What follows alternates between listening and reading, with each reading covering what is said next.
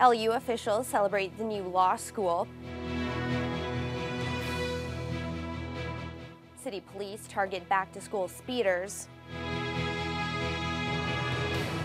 And the city explores options for the Fort William Gardens.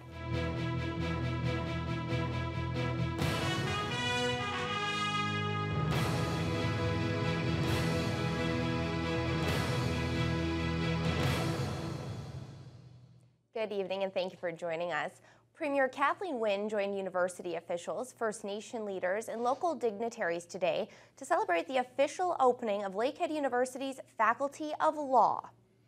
It's an historic event, as this is Northern Ontario's first law school and the first new law school to open in Ontario in over 40 years. Tara Allaire reports. The law school welcomed its charter class to their new home, the former Port Arthur Collegiate Institute. The new school will focus on Northern issues and Aboriginal and natural resource law. Officials say it'll help Northern Ontario students enter the law profession and study closer to their families and communities. Founding Dean Lee Stusser said he knew this day would come, but it wasn't without its obstacles. It's been, there's been ups and downs. It's a lot of hard work. A lot of people put an awful lot of work and effort into this, and I think that's why it was so important today. It's seeing the community, because there was a lot of naysayers in Southern Ontario that said this couldn't happen, and we proved them wrong. And I think that's why the community really deserves a big pat in the back. Kathleen Wynne addressed the charter class and acknowledged the years of work and commitment that made the law school a reality. She says the school will help grow Northern Ontario's economy and create more jobs. This school is going to bridge that gap. It's going to help to bridge that gap. I'm confident that this new school will have a significant impact on Northern communities for generations to come. Lakehead's Faculty of Law should help ease the shortage of lawyers who specialize in Northern issues. With the majority of the 60-student charter class from Northern Ontario, they'll be able to focus on the issues that matter most to their home communities, one of the many draws of the new law school. It did have exactly what I wanted, that personal education, small class size, and I really like the idea of being able to get to know our professors on a one-on-one basis, and this small class size of 60 students is perfect. So this was definitely the place that I wanted to come to. It was my number one choice. The focus on natural resources and the fact that they're bridging the gap between what we learn in theory and what we do in practice. So I think that's a key component that attracted a lot of law students towards Lakehead University. I think being part of the charter class was a once-in-a-lifetime opportunity which you cannot let go of. Tara Allaire, TBT News. Premier Wynne was also on hand last night to support Michael Gravel as the Liberal candidate for Thunder Bay Superior North in the next provincial election. The night marked Gravel's 6th nomination since first being elected in 1995. After battling cancer this year, Gravel says this time is extra special. He says the great economic development opportunities in the North and working alongside Premier Wynne are two factors that motivated him to run again.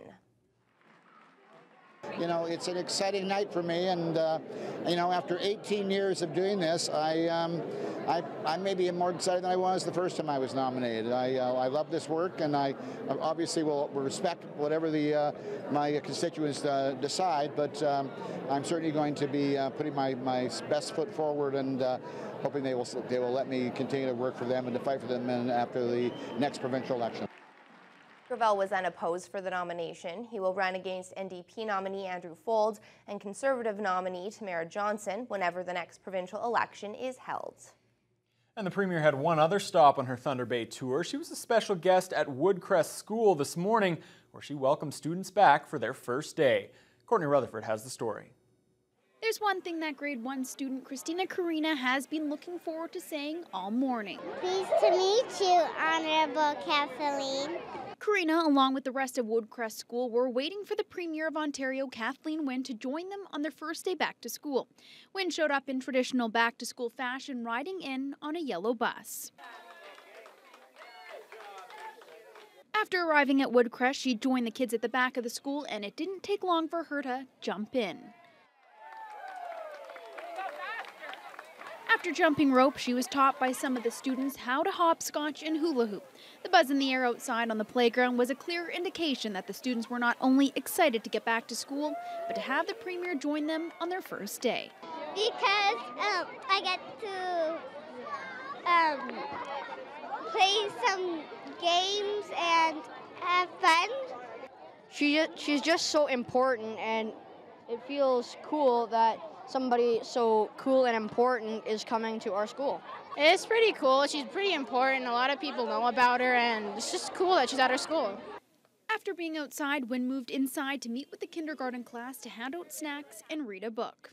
Val Bodak, principal of Woodcrest School, says having the Premier visit the school on the first day starts the year off on a positive note. To know that somebody shows that kind of interest in what's happening in our community and in our schools throughout the board, to watch those little kids and the bigger kids get off the bus, and to know that somebody important, somebody in our political system is there to see how their day starts. It was neat to hear kids talking around her saying, "I think she rules the province."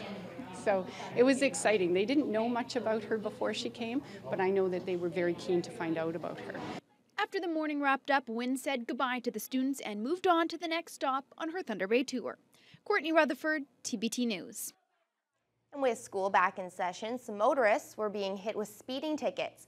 City police officers are patrolling school zones to remind drivers to slow down. Traffic officers were stationed on Edward Street near Dennis Franklin Cromartie High School today. They were enforcing speeding infractions because the majority of students headed back to school today, and officers say they don't want to see anyone getting hurt while crossing the street. Police say the vast majority of drivers are going at or below the limit, but maximum speed zones are in place for a reason. They don't change during summer months, and speed is the major cause of serious injuries during a collision. Officers say enforcing the law is too late once a collision has occurred. Proactive, trying to slow people down, so if they are involved in a collision, that the injuries are going to be far less if the speeds are reduced, especially when we're talking about pedestrians and children crossing the roadway. So this time of year there's a lot more children out, especially near the school zones. We want to make sure people are driving at or below the maximum posted speed limit, and we're out here to ensure that that occurs. Officers will be patrolling school zones all week. They're handing out tickets to anyone going above the speed limit, along with distracted drivers and anyone not wearing a seatbelt. If and when the proposed event center moves ahead, what will become of the Fort William Gardens? City administration has already begun to ponder that very question. The city has issued a request for proposal, inviting submissions from private sector consultation firms.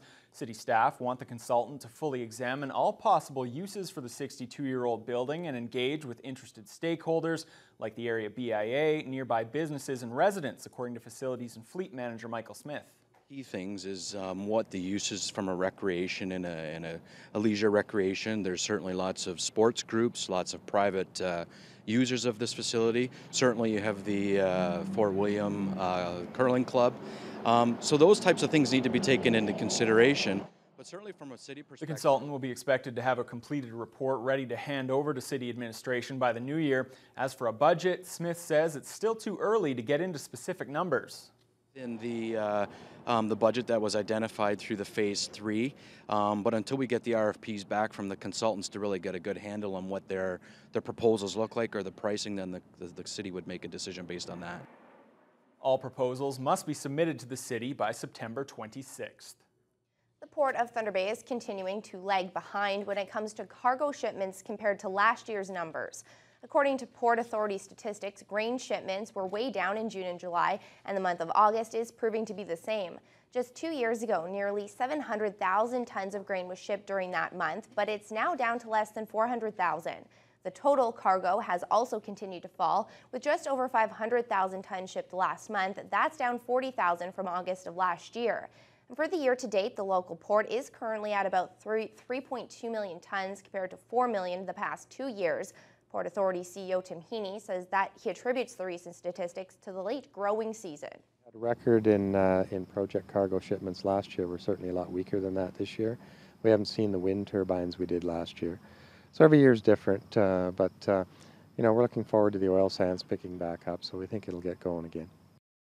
Heaney expects numbers to jump in October.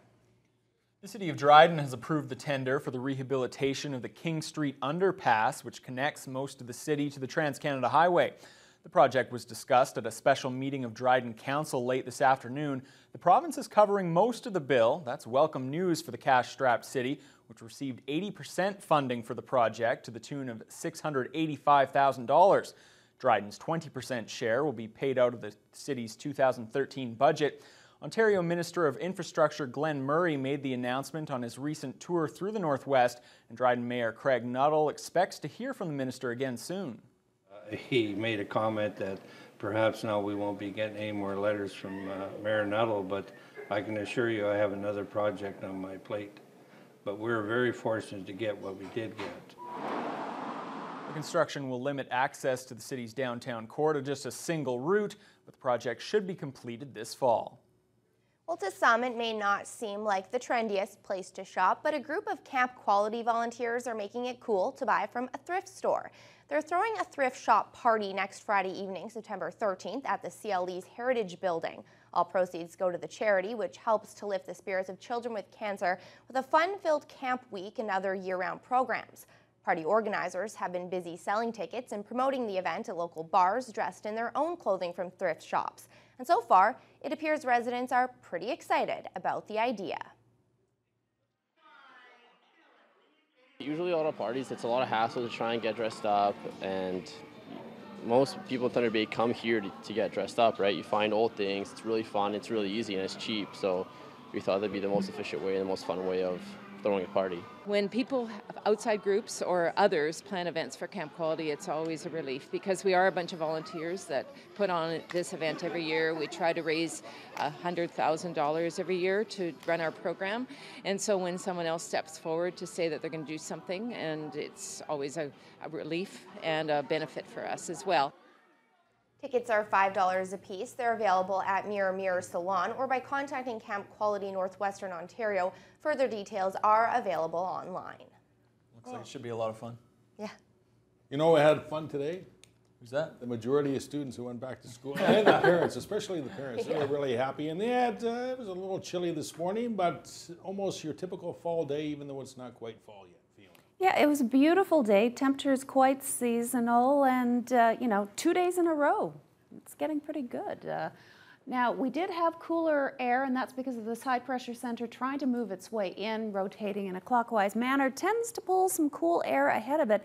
The good news is once it gets past us, we get warm air behind it, so things are expected to warm up. But despite the cooler air, we still hit a high of 20 Celsius. Normally at this time of year, our highs are around 19, so we actually went a little above normal, if you want to call it that.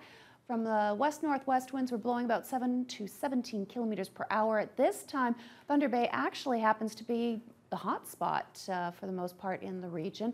And we've got a fair amount of sunshine still to the west. A little bit of cloud cover as you head towards the northeast into Greenstone, and it's a little bit chilly today in Sault Ste. Marie. They're currently at 13 Celsius. But tonight it is going to be a cool one, 5 Celsius, down into those mid-single digits, partly cloudy skies and winds from the west-northwest. As we head into Thursday, that cool air, as I said, once we get behind the high-pressure center, that cool air starts to retreat, and behind it we've got a flow from the south or the southwest, which means we've got some pretty hot air heading our way, probably not going to hit us too hard tomorrow, but by Friday, well, we could be near record temperatures. How close? Well, I'll give you a better idea of that later on in the news hour. Thanks, Fiona. Well, leaders are gathering for the G20 summit in Russia, and there is no doubt that there will be talks about Syria. We have that story for you coming up right after the break. Those responsible should be held accountable.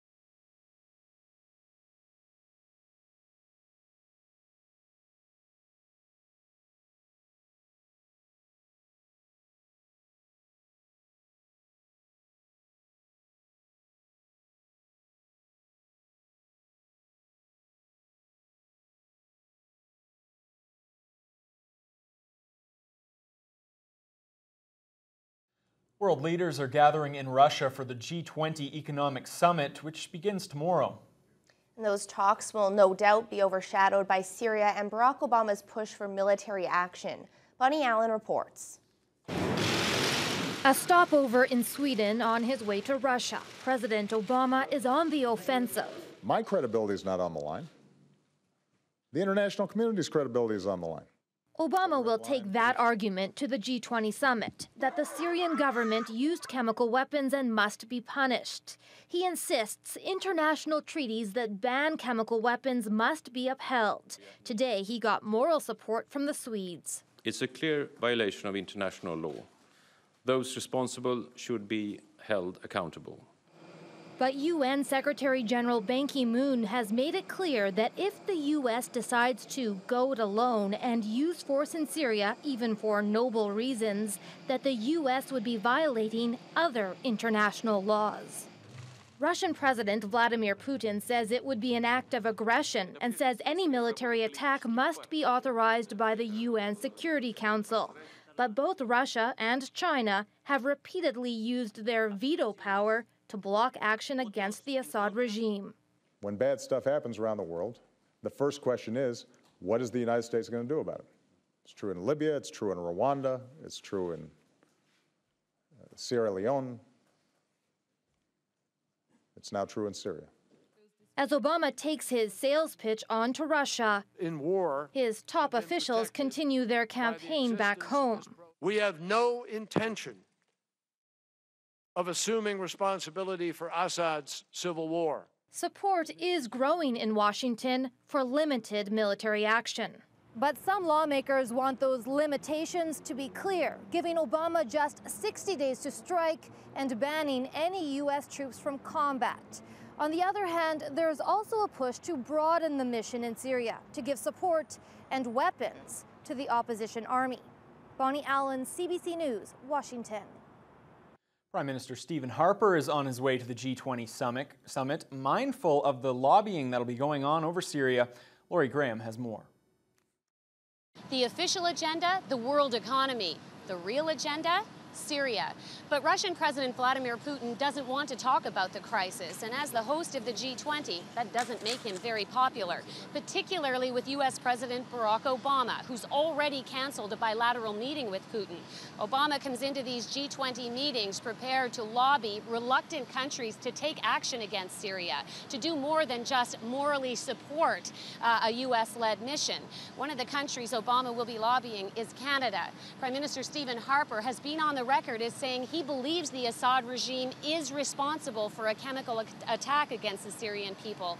But Stephen Harper has done nothing more than simply verbally support the U.S. in an attack, but not offered any military support.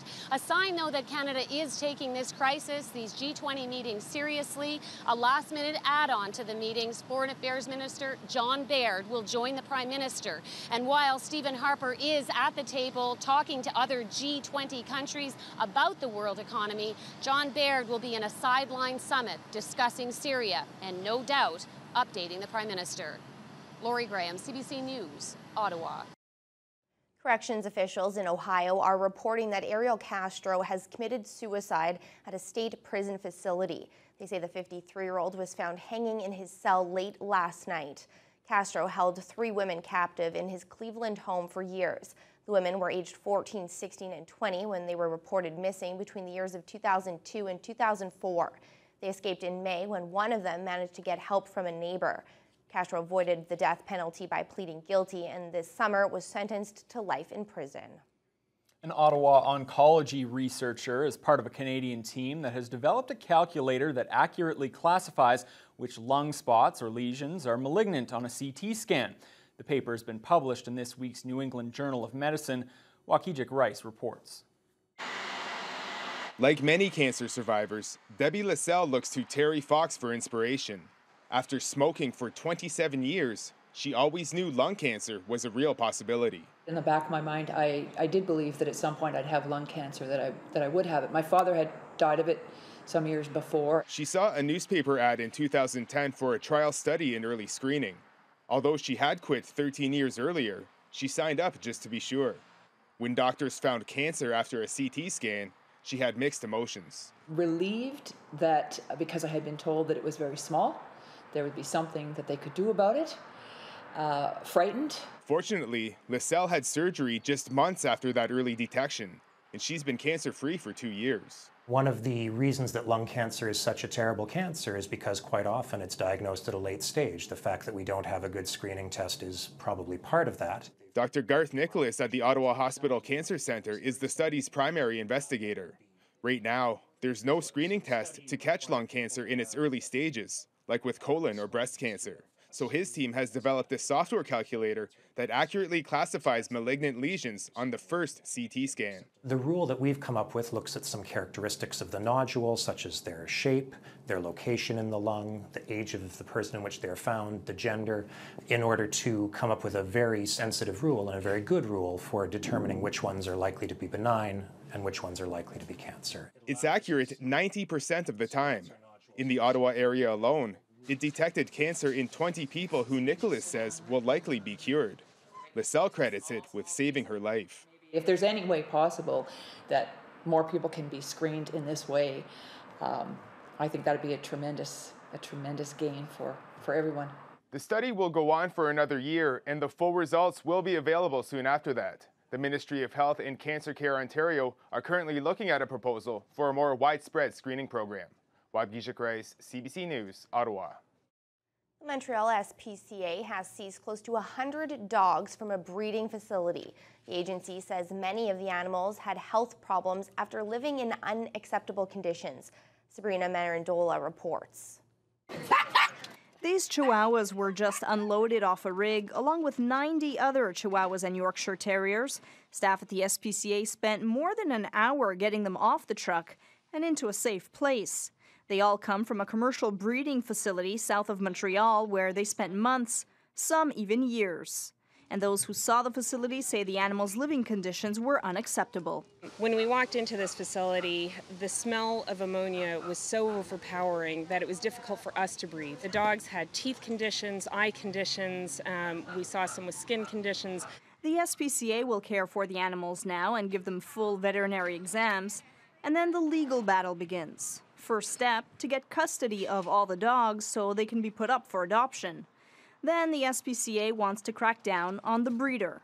It's gathering evidence to build a case in hopes the owner will face charges. It certainly is frustrating for us. We hope to resolve this dossier once and for all, and obviously the ultimate goal is to close down these facilities. Last year, the Quebec government passed legislation tightening the rules for breeders who are keeping and caring for animals. But some say with seizures, the laws are still not being enforced.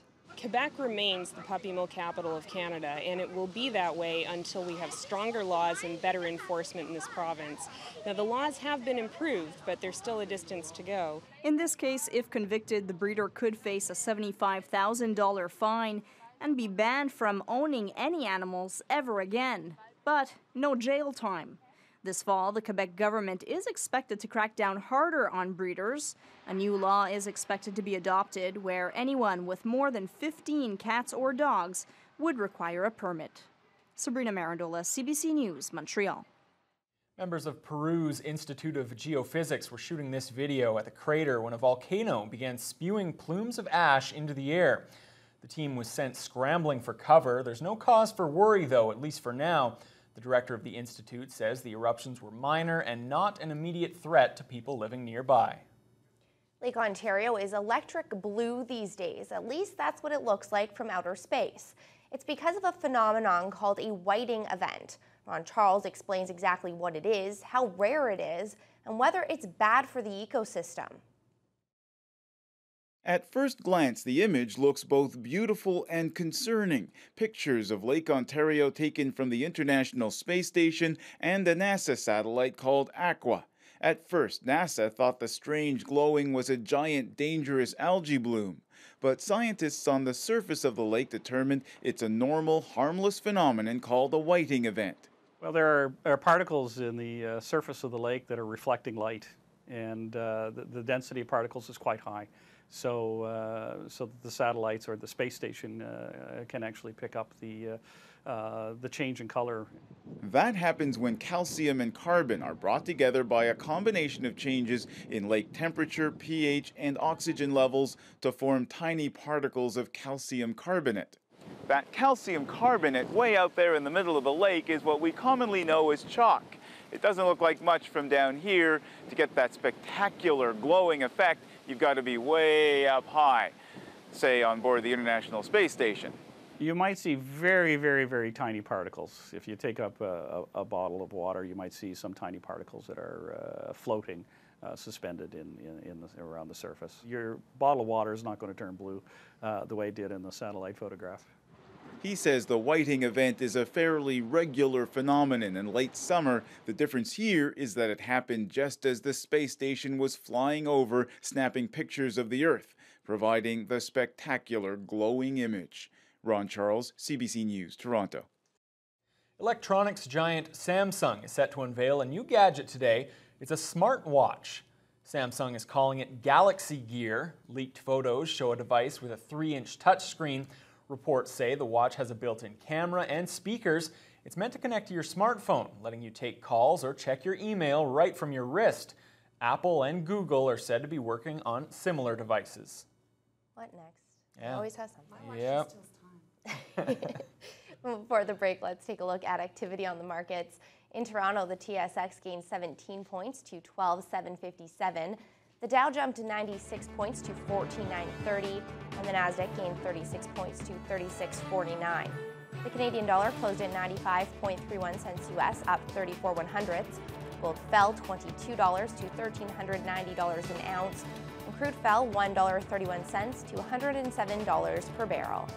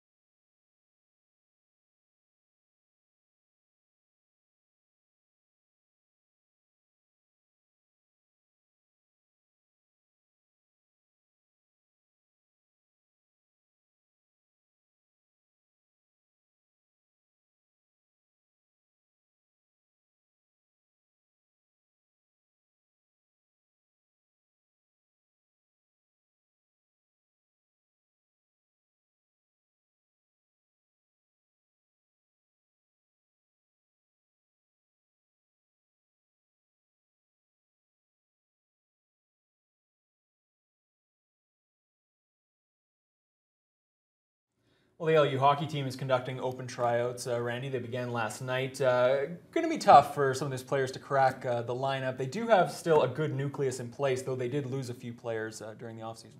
Yeah, they've brought in, basically new players for each position and stuff like that. But they do have a nucleus, unlike the men's basketball team, which is sort of starting from scratch over again.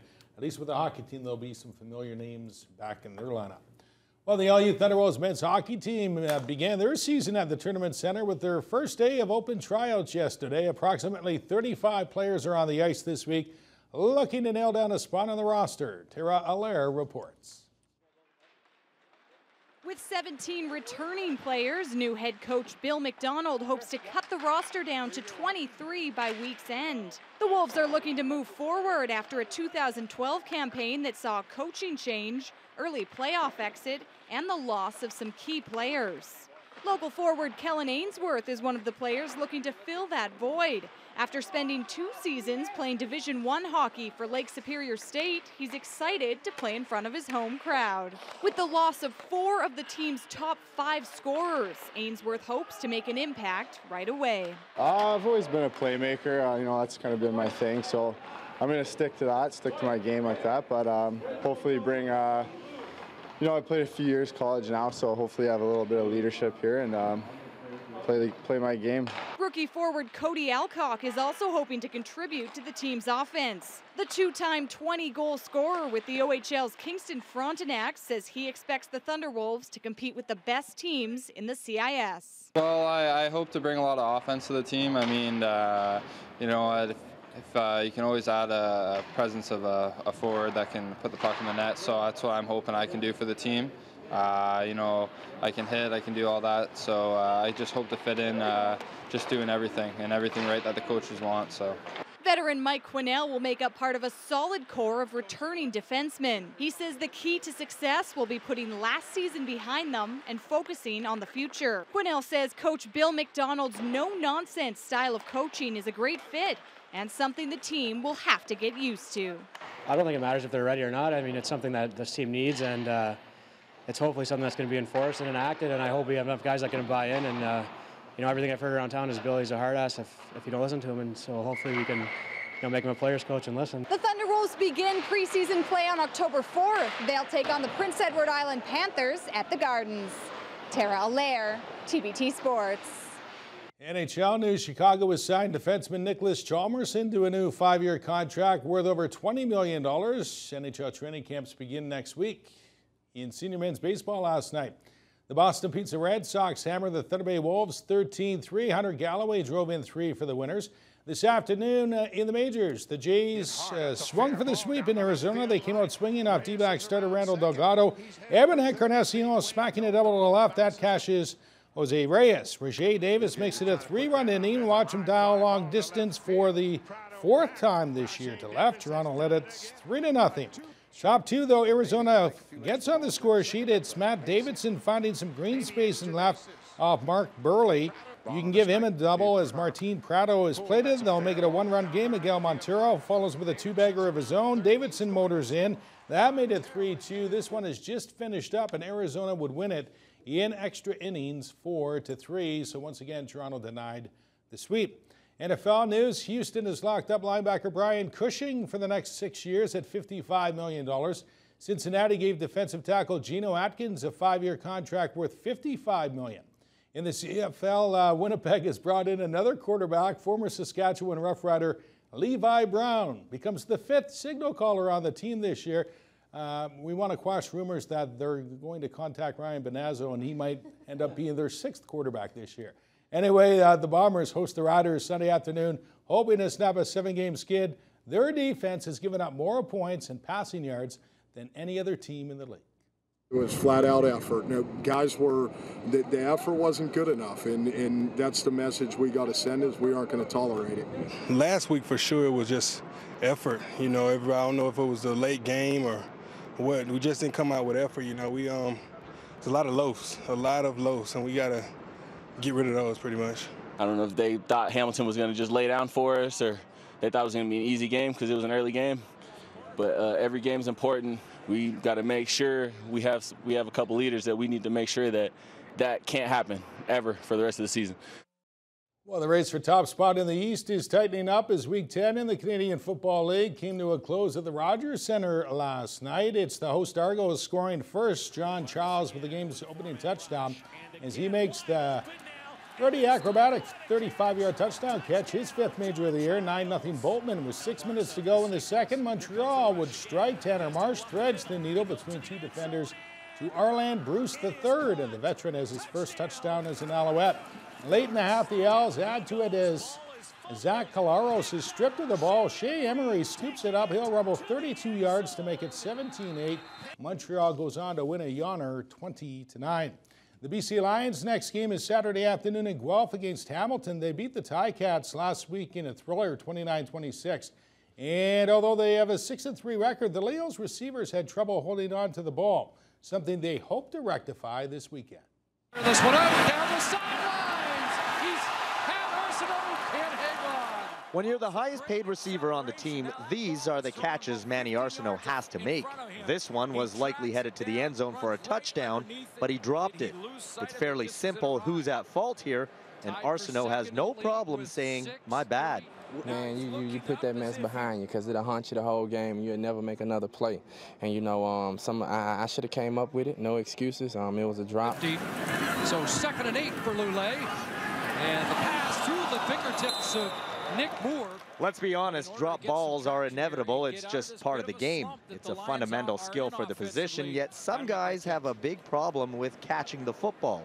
Sometimes it's easy to just fault the receivers for either running the wrong route or simply not making the grab. Funny story, so I get home last night. My next door neighbor's outside, and he's talking about the play that, that I barely missed. And he was like, you got to stretch out for that. You got to go for that. And I was like, you know what? I do. But I didn't think about that at that time, So, we're all tough as critics. But partial blame has to fall squarely in the hands of the quarterback. Remember, he's the one making the throws, and sometimes it's into tight coverage or just off the mark. To the near side. That's where Lulay's throwing it. Looking for Iannuzzi. Incomplete. If I got a guy who's feeling really, really hesitant, that's going to make me nervous. So I want to get the ball back to him right now. So that's always been my approach. Physical mistakes happen. They're going to happen. For some players, dropping a pass can bug them for the rest of the game or even longer. It's all about how they respond. And sometimes it's a mental hurdle they can't get over. They let that eat at them, and it affects their game. Their game goes from here to there. I've seen people who can't take constructive coaching. When guys get on their butt about something. Guys that, are mentally weak, that can't overcome some mistakes, rarely make it at this level. And that's one of the things that separates a pro from a guy that was a good college player. But when a receiver doesn't have a case of the dropsies, it could easily turn into something like this. Courtney Green can't bring it down. It's a touchdown, BC.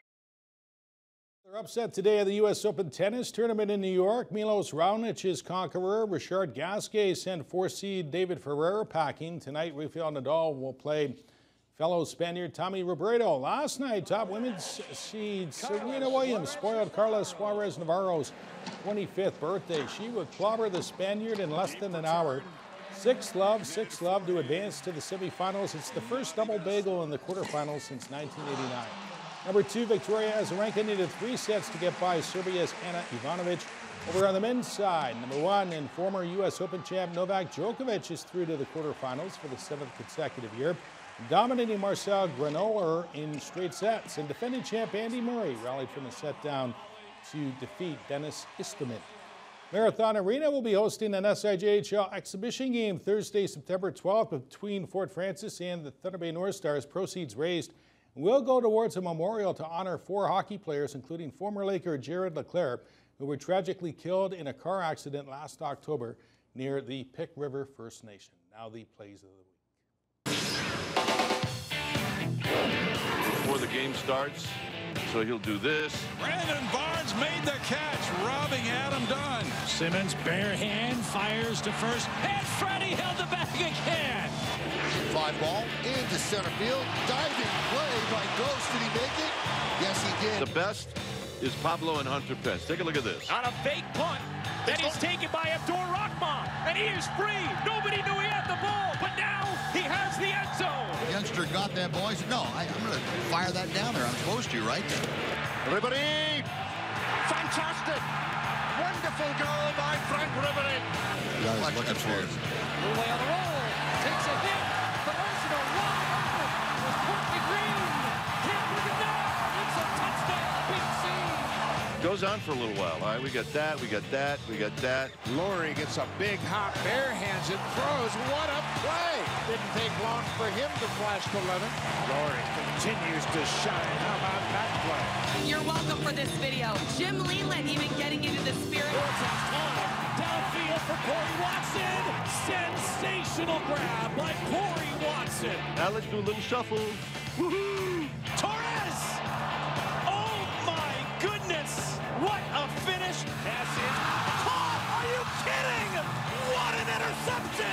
Curtis Drummond already the game of his life. Oh, so that was the person making all that racket. Over the middle for Hawkins, and he catches it twice. Still on his feet at the 20. He's gonna go in. Touchdown, San Francisco. Barehanded by Machado. Oh, what a play. And a great stretch by Davis. Turn that, bring me round and round. Save the ball, snares it, and there's a tremendous play. The Panda, we're glad he's ours. And the world's fastest man, Usain Bolt, plans to retire following the 2016 Summer Olympics in Brazil. The Jamaican sprinter won the 100, 200, and 4x100 relay at the Beijing Olympics and last year's games in London, England. Hard to believe he's actually going to retire, but that's 3 years from now. You know, you call him the world's fastest man, but I refuse to acknowledge that until he races you, Randy Sheffy. You are like greased lightning. I've seen you. You let the cat out of the bag. Fleet as Yeah. Said you'd keep that a secret. No secrets here. All right, thanks, Randy. Well, school may have started, but you can still go to camp with Global Thunder Bay tonight. With more, here's a complete lineup on Teletalk. Tonight on Global Thunder Bay, starting at 8, it's Big Brother, and the competition is hot for the power of veto. Then at 9 p.m., it's an hour of Happily Divorced. First, Fran throws a dinner party for Elliot's parents. Then at 9:30, Fran discovers that Peter has replaced her with his unusual new roommate. And at 10 on camp, the counselors in training prepare for their final test, an overnight trip. Over on CKPR Thunder Bay at 8, a baby product prevents a big mess on Dragon's Den. Then at 9 on Republic of Doyle, Mal and Rose discover the truth about an old friend's business. And at 11:35, we look back at George's interview with the late Rita McNeil. Teletalk is brought to you by Points, the traffic ticket specialists.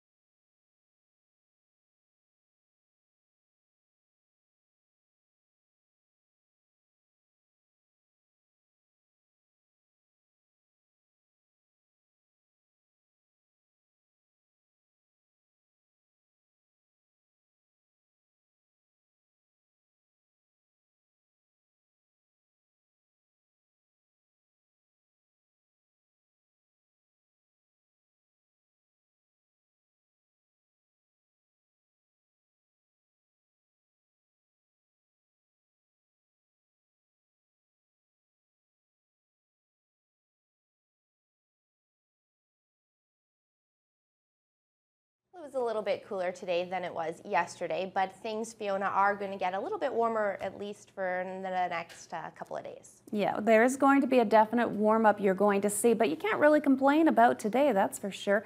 We topped out with a high of 20 Celsius under partly cloudy skies. And if we take a look at what's coming from the west, there's a lot of heat. Now, 17 in Vancouver. They had partly cloudy skies for most of the day, increasing cloud in the last hour. Prince George at 23. But Alberta, really hot. Edmonton is currently at 28. Lots of sunshine. Humidex topped out at 32. Calgary hit a high of 29 Celsius. They're down to 28 at this hour. Winds practically non-existent, so it's just a hot, sultry day in Alberta. Saskatchewan, really not that much different. Saskatoon is currently at 31 under just a few clouds, and Regina, a little cooler, little more cloud cover, but still a gorgeous day. Winnipeg, a little cooler as well. They're currently at 21 Celsius. Big drop from yesterday. At this time, they were at 28. Meanwhile, a very muggy day in Toronto. Seasonal value, they're currently at 22, but the Humidex still inching things up quite a bit. Ottawa, sunny but cooler still at 18. Quebec City currently 16. Kind of a mixed bag. Sun, cloud, and yes, even periods of rain for the capital of Quebec. Meanwhile, the Maritimes definitely seeing variable skies for most of the day. 22 at this hour in Fredericton, 21 in Charlottetown, 22 in Halifax. So really nice day, but definitely a variety of sky conditions. Meanwhile, St. John's currently at 20 Celsius. A whole lot of cloud cover and strong winds, but the Humidex just a couple of hours ago topped out at 31. So a very muggy day in Newfoundland. Today, high pressure center moved in, brought in those cooler air masses from the northwest. As we get behind it tomorrow, you're going to see a start of a nice bit of a gentle warm-up, and then by Friday, well, we're going to get a boost of heat. The unfortunate downside of it is all the heat from the south is going to be bumping into this cold front. That's going to cause a lot of instability and a potential for some rain, possibly even a thunderstorm first thing in the morning. Rest of the day fairly cloudy, but at least we will be seeing quite a bit of heat. Temperature-wise, let's take a look. You can see the warmer weather to the far west. Overnight tonight in northwestern Ontario, it's going to be cool.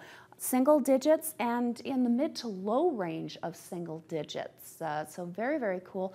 Then tomorrow, gentle warm up. You can see the warm air trying to work its way in for Friday, hot day, and then it starts to cool back down again on Saturday. So it'll be brief, but hopefully enjoyable for everyone.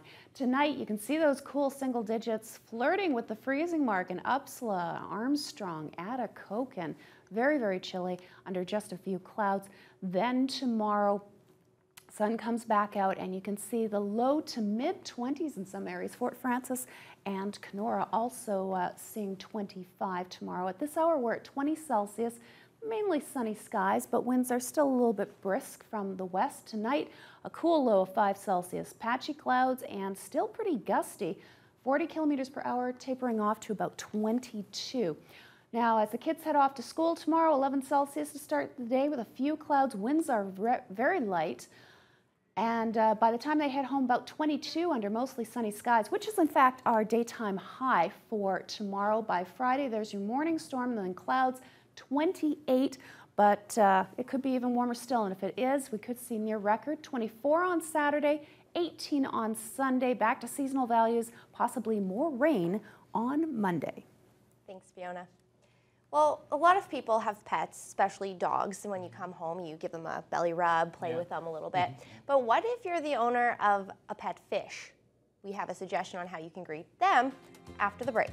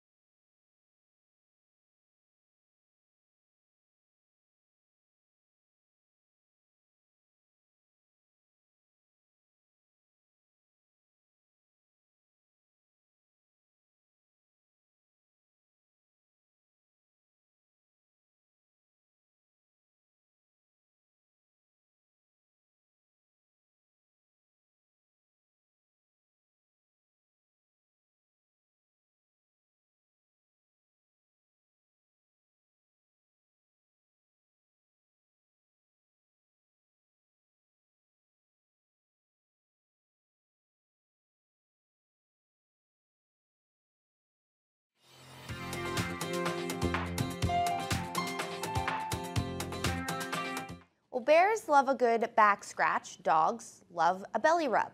But fish?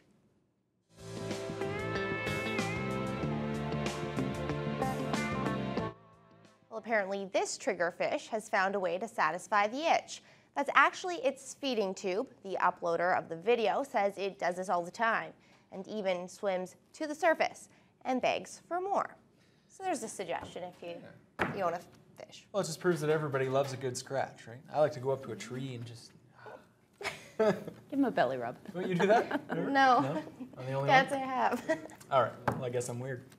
Recapping our top story, Premier Kathleen Wynne was in the city today to celebrate the grand opening of the Lakehead University Faculty of Law. It's really a monumental event as it's the first law school in Northwestern Ontario and the first new law school to open in all of Ontario in 40 years. Thank you so much for joining us this evening. Have a good night.